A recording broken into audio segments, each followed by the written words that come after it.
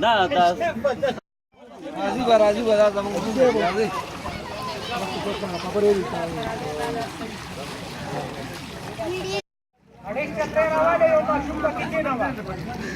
صندوقنا مندوقنا راباركي